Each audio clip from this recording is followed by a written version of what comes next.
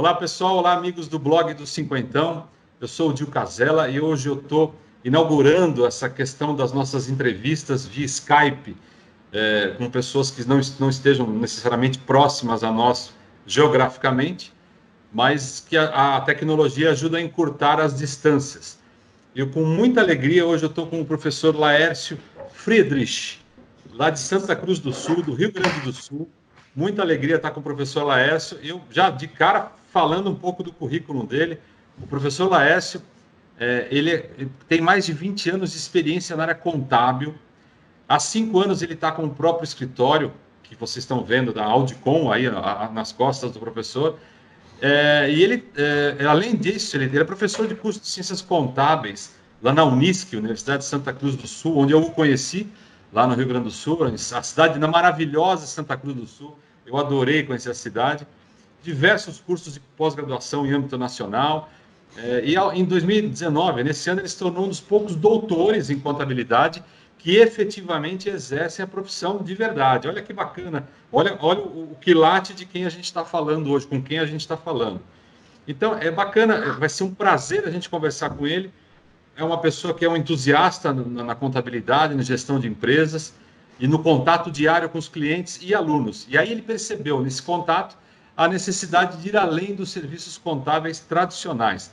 Professor Laércio Friedrich, que honra estar com o senhor hoje aqui no blog do Cinquentão. Muito obrigado por aceitar o nosso convite.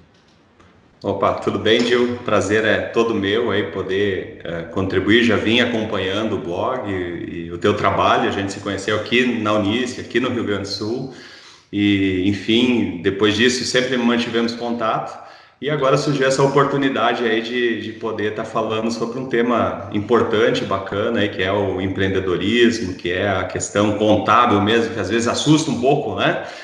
Mas é algo super importante, necessário e que pode ajudar muito nesse processo, né? É verdade, professor. O que eu sinto, isso é um fato muito pertinente à vida dos empreendedores, cinquentões, né? O professor Laércio, é importante falar disso também, com o Shima dele ali, com o companheiro Shima. É isso aí, que maravilha isso. Essa tradição gaúcha tem que ser mantida, né? Não tem jeito. Aqui a gente tem esse hábito do chimarrão e eu, particularmente, durante a manhã, a tardinha. Então, não é só um momento por dia, é quase que o dia todo acompanhado do chimarrão.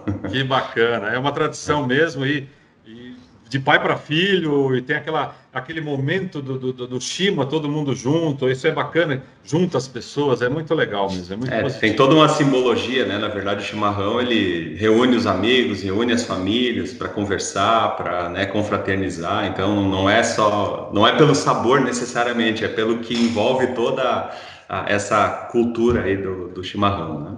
Perfeitamente, professor, muito bom. Bom, é o seguinte, o cinquentão que está começando, não, que ele está no momento, ele pode empreender por vários motivos, né, professor?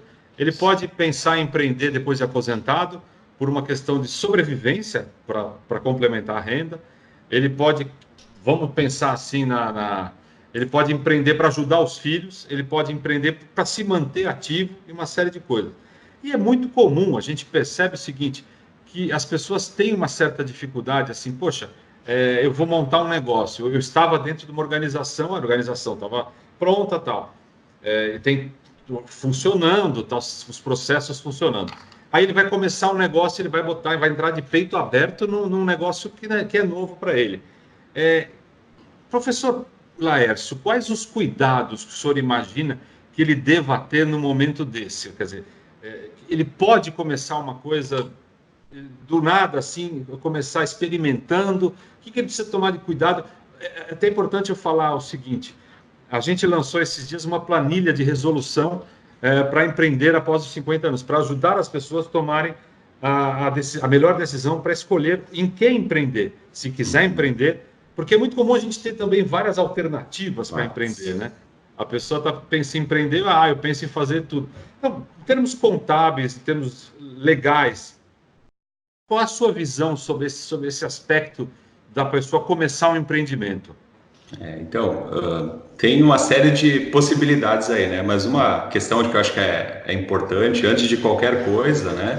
A percepção que a gente tem aí do mercado é que cada vez mais as pessoas terão que ser empreendedoras e cada vez mais teremos empregos formais, né? Então, mesmo acima dos 50 ou abaixo de 50, não vai mais talvez ter tanta questão de carteira assinada e direitos trabalhistas, e as pessoas vão ter que empreender, ou seja, vão ter que ter um CNPJ para ficar ativa profissionalmente. Acho que esse é um aspecto que me parece que é uma tendência natural aí do que vem acontecendo, né? Depois disso, bom, aí tem a questão do o que fazer, né? Qual empreender em que área, com produto, com serviço, algo menor, algo maior, em parceria, sozinho, startup, né, e toda essa dinâmica que está presente aí também, né? Então, não existe uma fórmula mágica para isso, né? Se existisse, a gente, né, poderia trabalhar isso facilmente. Cada um segue a sua fórmula, né? Não Cada existe. um segue a sua fórmula, né? O que me parece no cinquentão, né, eu não sei se é aí uma percepção que a gente tem, é que com a maturidade ela é um fator muito determinante nesse processo, né? Então, o cinquentão, a pessoa que já tem um nível de maturidade maior, talvez ela já tenha maior capacidade de entender aquilo que ela se identifica, seja um produto ou um serviço, algo que ela vai fazer não só pelo dinheiro, mas também pela satisfação em ter aquele negócio e construir um final de carreira que gere mais do que grana para ela, né? Eu acho que isso é importante também, né? Sem dúvida. Então, aí vem aquela questão, né? Bom, agora vamos partir do pressuposto que eu já resolvi isso, né? Que eu já sei qual é o negócio que eu pretendo fazer, eu já tenho algumas ideias de como fazer isso. Aí entram etapas bastante técnicas, eu diria assim, né? Uma delas, que até pode ser um contador, pode ser um profissional da área, um administrador, enfim, alguém que lhe ajude a construir um bom plano de negócio, né? Eu acho que uma boa estrutura onde você tenha que pensar mais do que só na ideia, onde você já vá para um nível de detalhamento de como aquela ideia pode reverter venda, de quanto de venda pode acontecer, como é o mercado concorrente, quem já vende, a quanto vende, e aí quanto eu vou precisar de capital, quanto eu vou precisar investir em propaganda, em marketing, eu vou precisar de uma estrutura. Então tem todo um desdobramento de plano de negócio, né? Que eu acho que esse é um primeiro aspecto importante, né? Se é digital, se é físico, hoje em dia a gente tem que ver também esses dois mundos, né? Vou fazer algo digital, vou fazer alguma coisa física e aí eu vou ver como é que eu faço o plano de negócio em si, né? Isso, aí o plano vai dar conta disso, né? Existem vários, se você pesquisar na internet, vários modelos aí de plano de negócio, né? Que podem ajudar. Mas eu diria assim, que sempre, na minha opinião, eu sou empreendedor, né? De você também. A gente, é muito mais fácil, muitas vezes, eu como profissional te ajudar no teu negócio, a ver aquilo que é importante, do que eu conseguir ver no meu próprio negócio aquilo que eu deveria fazer. Assim, eu percebo muito claramente isso. Essa Então, colocação é fundamental, quer dizer, a sua visão como consultoria mesmo, né? É aquela visão de fora de olhar para o cliente, para a pessoa e falar assim, peraí, será que de fora a gente olha melhor do que a gente está estando dentro do negócio em si, né? De fora a gente tem um olhar mais apurado. Até porque, né, tem muito aspecto do relacionamento que a gente cria com o negócio, né? A emoção, às vezes, ela fala mais alto que a razão, né? Então, nós temos aqui no escritório consultorias que nos atendem em serviços e aspectos que nós atendemos outras empresas, porque a gente percebeu um pouco disso, que quando se tratou do nosso negócio, se tinha essa dificuldade de separar o lado emocional do lado mais racional. Então, acho que esse é um aspecto que é bacana. Então, nesse momento, por mais que eu tenha formação, né, já tenha passado, tenha uma trajetória, uma carreira, de buscar um suporte, buscar alguém que possa, talvez não em todo o processo, mas validar esse meu plano, validar essa minha ideia, ter uma análise independente para que eu possa realmente conseguir avaliar se eu pensei em tudo, se eu não tenho algo que eu estou esquecendo. Então, acho que é bem importante essa primeira etapa, né? Muito legal. Sabe, Laércio, eu fiz o Empretec do Sebrae.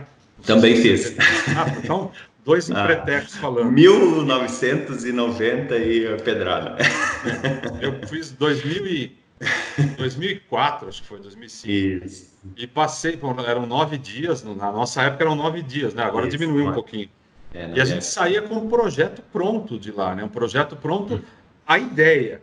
Agora, colocar o trem no trilho para funcionar, você tem que buscar uma assessoria, uma conversa com um contador, com um advogado, para ver como é que a estrutura anda. Quer dizer, mas o projeto em si, eventualmente aqui a gente do blog até tem esse propósito, de ajudar as pessoas a decidirem e darem os primeiros passos no projeto, darem os primeiros passos na definição do que fazer e algumas visões do que fazer. Mas, logicamente, que o mundo lá fora é um mundo muito mais bruto, né? Então, tem que pedir ajuda profissional, tem que pedir ajuda...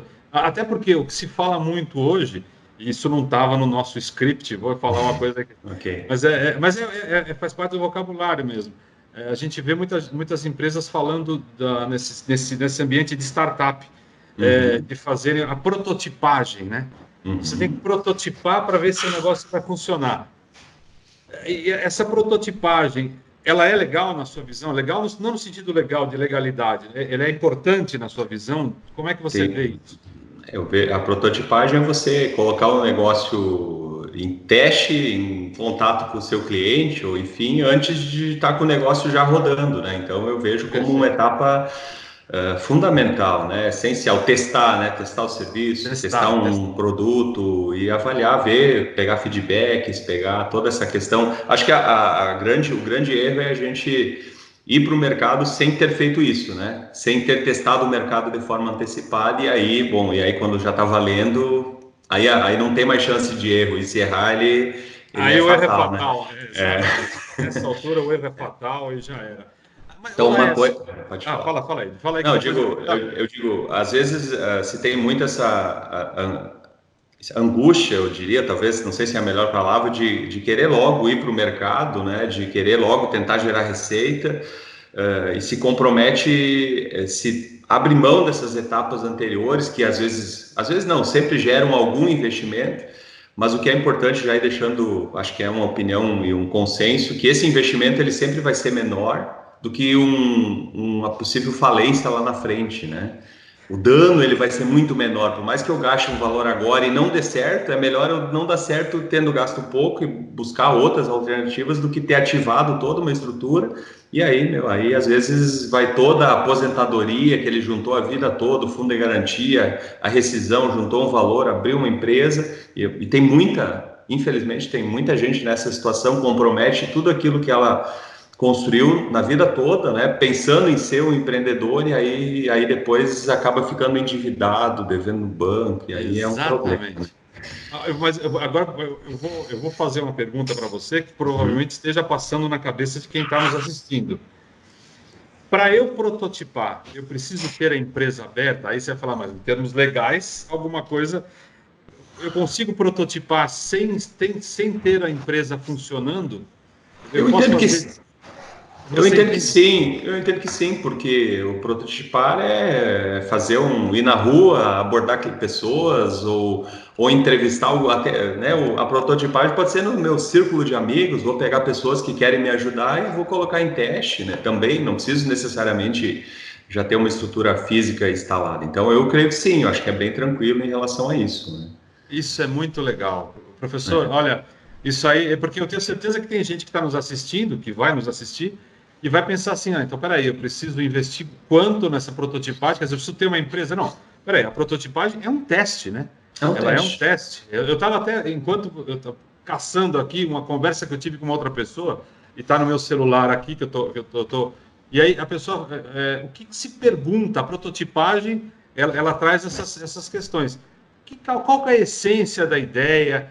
O que eu preciso e posso aprender com esse teste? Né? Sim. Como é que eu posso executar? Na verdade, é um teste mesmo, né? Como é que eu posso... É um teste que se faz... Hoje se joga isso muito nas incubadoras que a gente fala, né? Isso, exatamente. Eu queria falar com você um pouco sobre isso também. A gente aqui na universidade tem a incubadora, né, tecnológica, que é isso, são projetos embrionários, ainda não estão formalizados, mas estão dentro desse ambiente de teste, onde você tem a questão técnica de mercado, tem a questão do suporte de alguém do financeiro, alguém da contabilidade, alguém do marketing, e todo o projeto ele vai sendo testado, na verdade, né?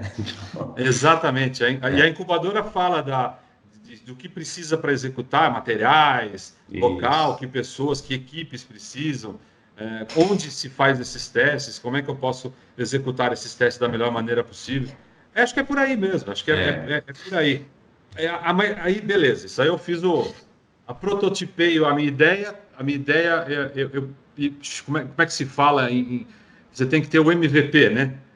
O mínimo valor para começar um negócio, bom, eu tenho uma ideia de quanto que ele vai me pagar, quanto que ele vai viver, né? O produto. Nessa etapa de plano de negócio, né? Teoricamente você já vai ter dimensionado várias coisas, né? Já vai ter dimensionado, por exemplo, nível de faturamento que você precisa, já vai dimensionar ponto de equilíbrio, quanto é o mínimo, quanto para break-even.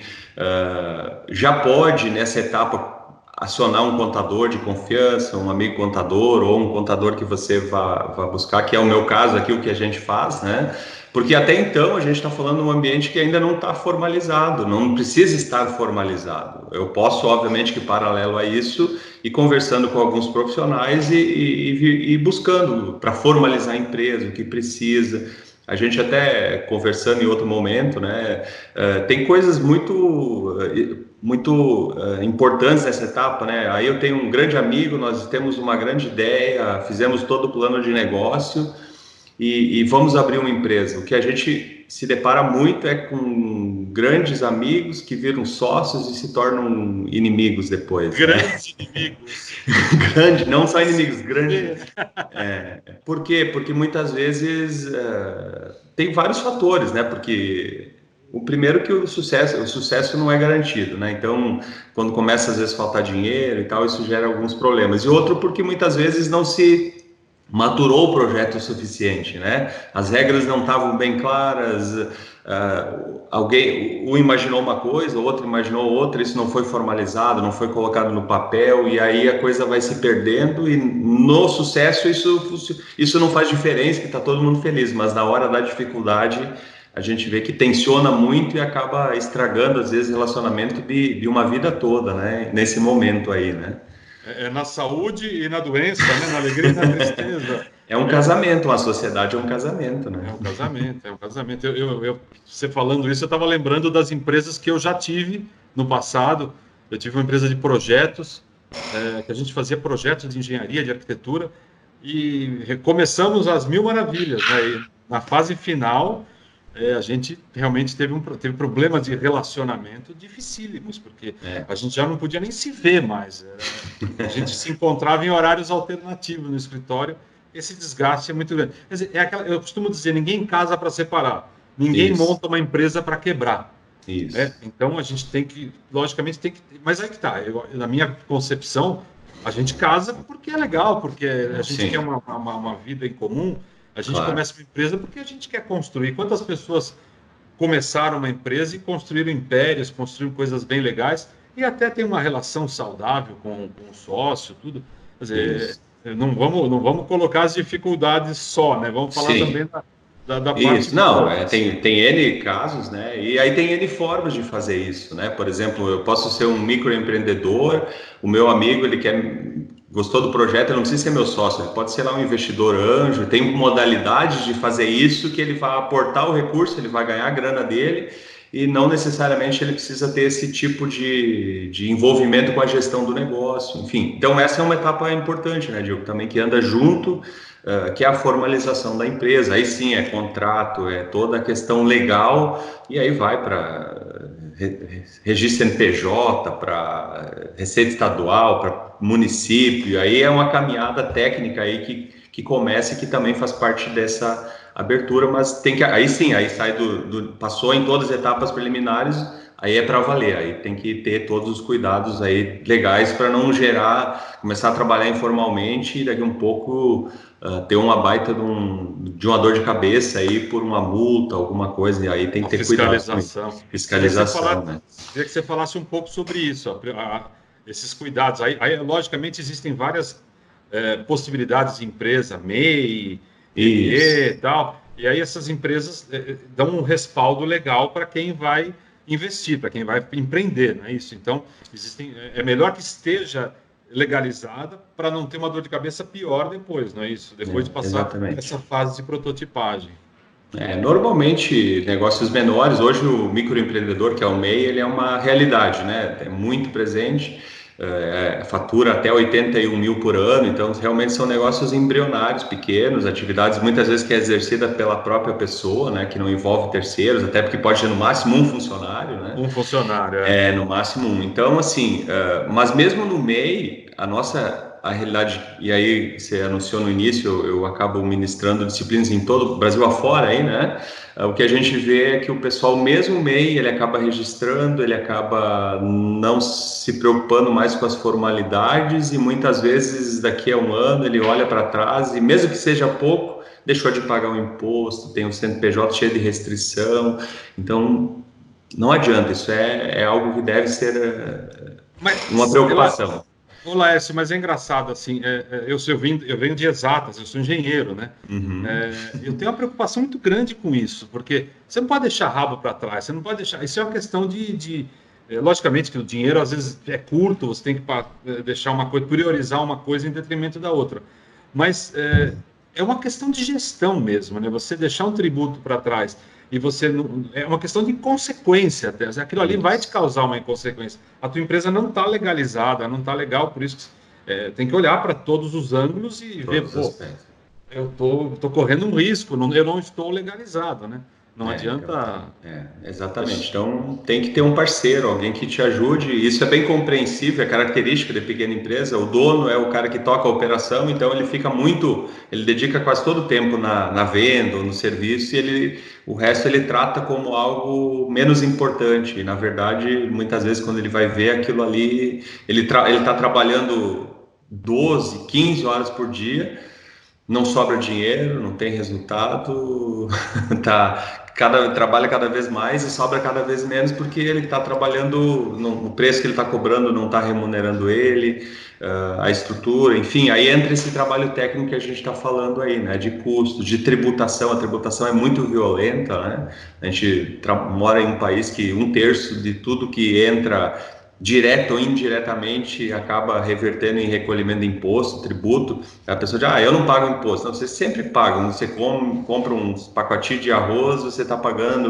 Quando você está indo num restaurante, você está pagando. E quando você é um empreendedor e você emite uma nota, você paga ainda mais. Aí você paga direto. Lá no outro você está pagando indireto. Então, você sempre está pagando, né? De alguma forma está contribuindo. Então, não vamos nem colocar em discussão o quanto isso volta ou não para nós enquanto, né, de serviço. Não vamos entrar. O índice de retorno, o Brasil, ele está no ranking de 30 países, ele é o último aí, um estudo bem recente do Instituto Brasileiro. Então, além de pagar muito, a gente recebe muito pouco, né? Então, esse realmente talvez seja o maior. Pagar muito não seria um problema se a gente não precisasse pagar tudo de novo, né?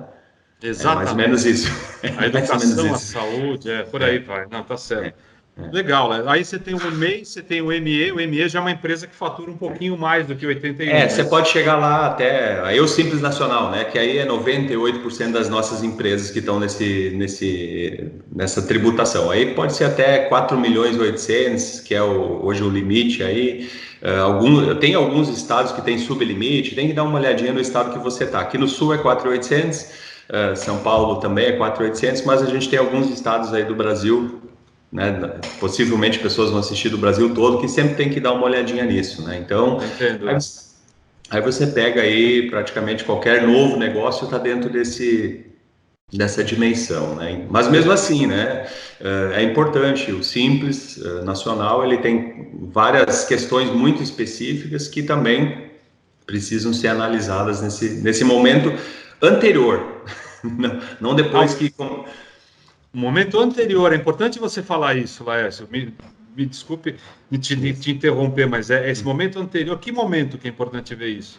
Ainda na etapa do planejamento, acho que é fundamental você ter ciência e desenhar. É porque assim, digamos, o plano de negócio ele vai permitir que, ou concomitantemente com essa etapa, ou antes ainda da formalização, esse contador ou esse profissional que vai te ajudar, ele simule para ti, pô, se você está projetando faturar 100 mil por mês, 50 mil, 200 mil, quanto isso vai lhe render de tributo lá na frente? Está no seu fluxo de caixa, está no seu DRE, então aí você começa a ir para essas questões técnicas aí, né?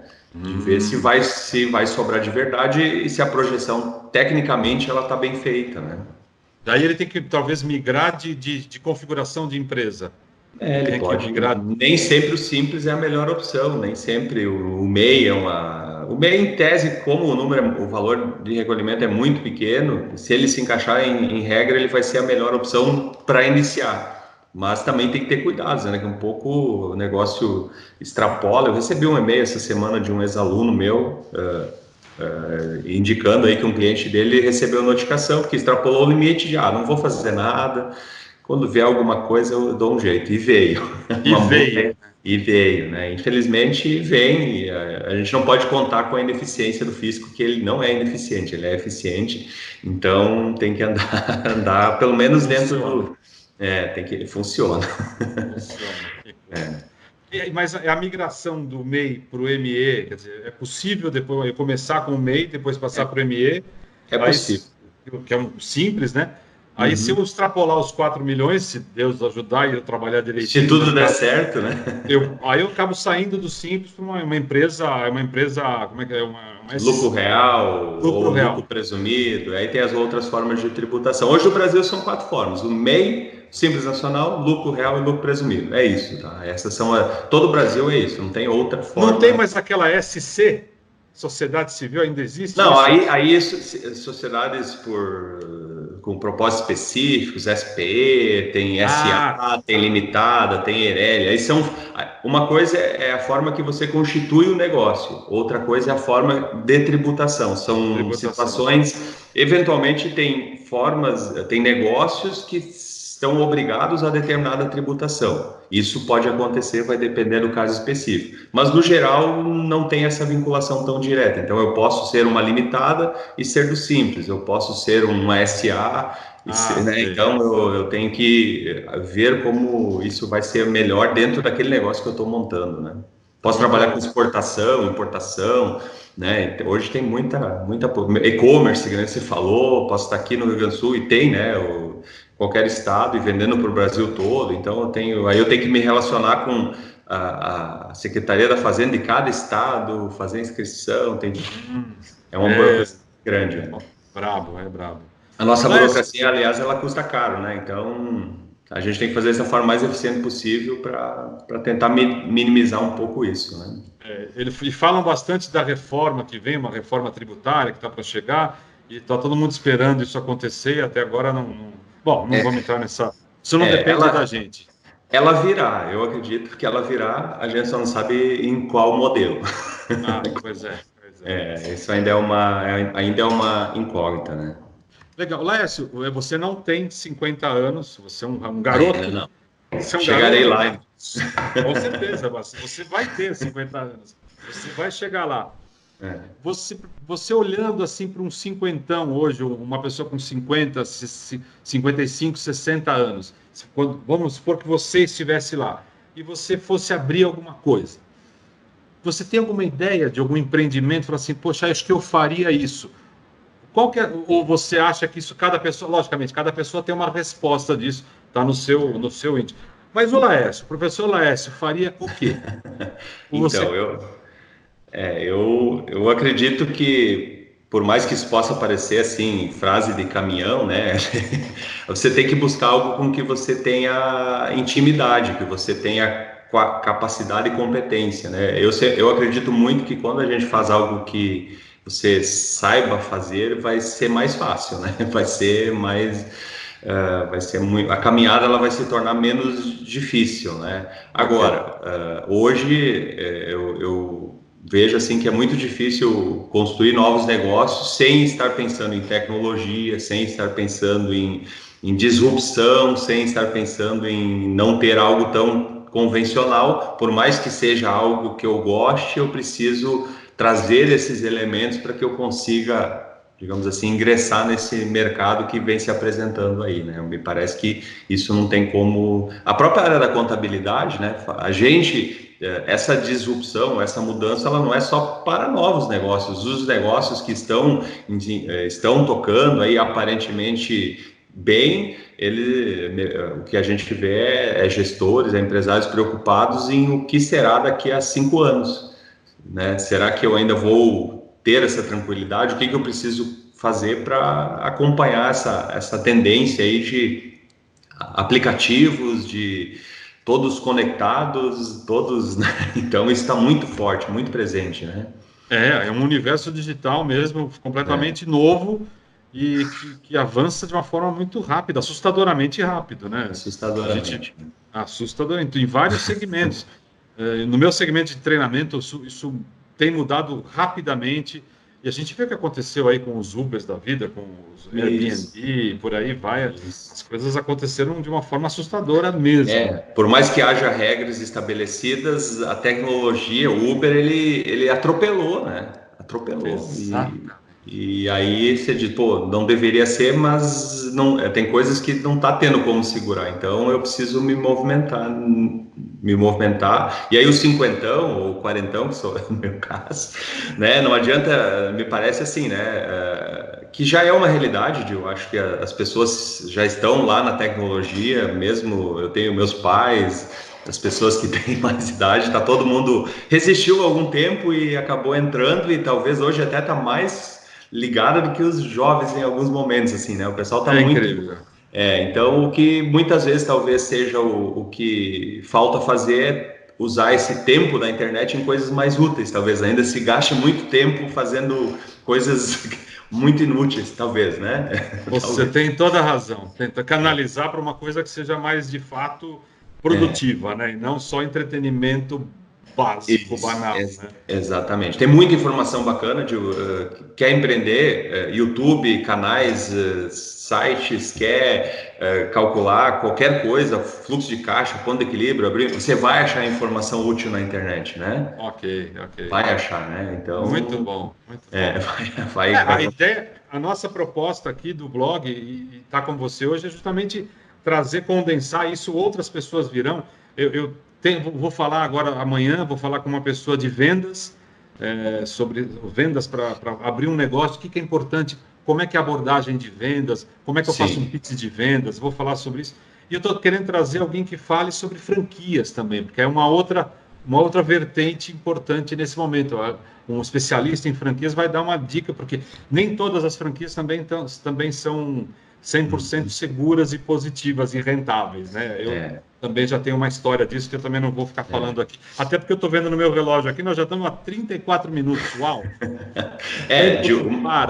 Uma coisa que eu vejo assim que é um problema muito grave quando você se torna empreendedor, um erro básico, né? É misturar ou tornar a vida pessoal, o empreendedor e a empresa, deixar isso como se fosse algo único. Isso é um erro muito básico de qualquer gestor.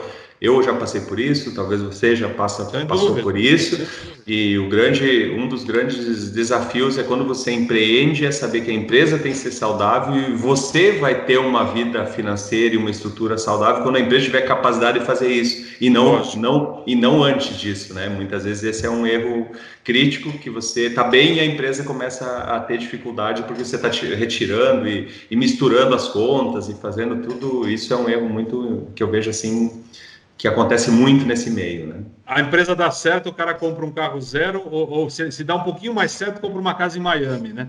Isso. Calma aí. Pera lá, não é bem assim a vida, né? Então muito tem que ter esses cuidados aí, né? Enfim, tem muita coisa, né, Gil, que daria para, em meia hora não dá para falar de tudo, né?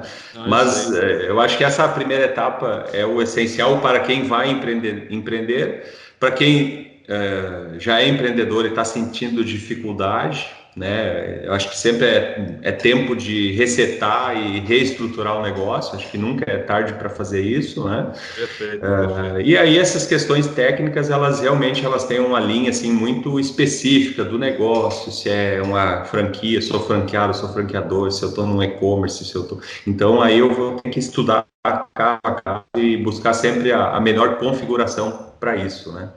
muito bom, muito bom. Uhum. Professor Laércio, eu só queria falar para quem está nos assistindo, que nós estamos gravando isso à noite, às 9h40, desculpe, às 7h40 da noite de domingo. Era o É horário que o isso aí. professor Laércio teria livre para a gente poder ter essa conversa. Eu só posso agradecer o seu tempo, a sua disponibilidade, a gente está conversando, daí de Santa Cruz do Sul, terra deliciosa, um lugar lindo.